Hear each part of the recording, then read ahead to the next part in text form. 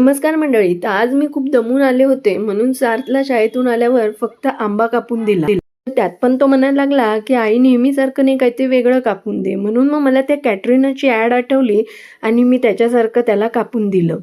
तर झालं असं मंडळी की आज आहे रविवार आणि रविवार असतो आमचा मार्केटचा वार. आमच्याकडे मार्केट फक्त रविवारीच भरते. टोमॅटो बटाट्याच्या किमतींना तर जशी आग लागली होती. किमती ऐकून मी पहिलेच फ्रस्ट्रेट झाली होती.